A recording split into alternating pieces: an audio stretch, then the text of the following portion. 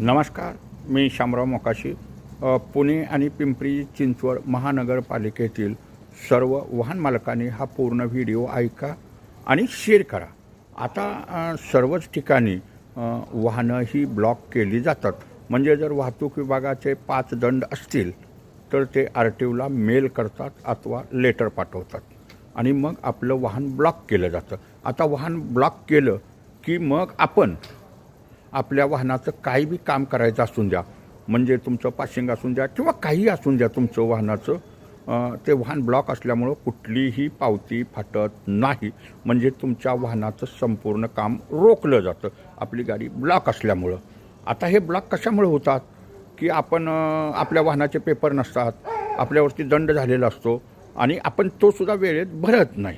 त्यांचं जे टायमिंग असतं आहे ऑनलाईनचे दंडसुद्धा, आणि मग ते वाहन ब्लॉक केलं जातं. मग तुमची गाडीसुद्धा कोणाच्या नावावर करता येत नाही. म्हणजे पासिंग करायचं म्हटलं तरी मोठ्या समस्या होतात. म्हणजे पासिंगच होत नाही.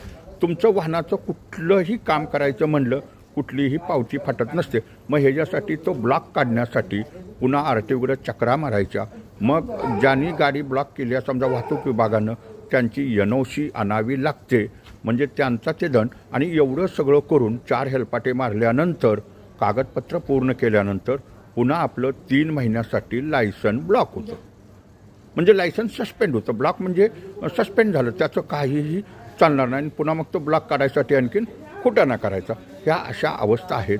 सर्व वाहन मालकांनी दंड जर असला तर तुम्ही वेळेत ते भरा, पण 5 दंड असतील समजा. आणि कायद्यात बी असं आहे, न्यायालयाचे काही आदेश असे आहेत की जर तुमचं समजा आता 10,000 रुपये गाडीवरचे आपल्या दंड आहे, वस्तुस्थिती आहे, आपल्याकडे बी आता पैसे नाहीत, भरू शकत नाही, पण ते तुम्ही त्यातले 50% जरी दंड भरला तर पुढच्या 1-2 टप्प्यात म्हणजे 2 इन्स्टॉलमेंटमध्ये तुम्ही पुन्हा भरू शकता. म्हणजे तुमची गाडी ब्लॉक होणार नाही. आणि ही दंड भरायची सुद्धा ऑनलाईन साधी सोपी प्रक्रिया आहे. ऑनलाईननं तुम्ही ते पे करू शकता.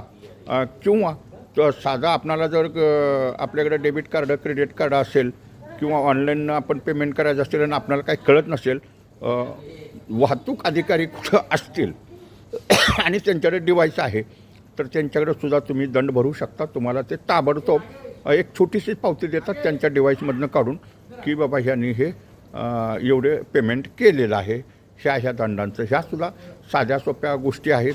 तर ब्लॉक वाहनं होऊ नयेत ह्याची प्रत्येकानं दक्षता घ्या. आपापल्या वाहनाचे पेपर बी अपडेट ठेवा, कारण आधुनिक तंत्रज्ञानामुळं, त्या ऑनलाईनमुळं सुद्धा आता मोठ्या समस्या निर्माण व्हायला लागलेत. हा व्हिडिओ शेअर करा.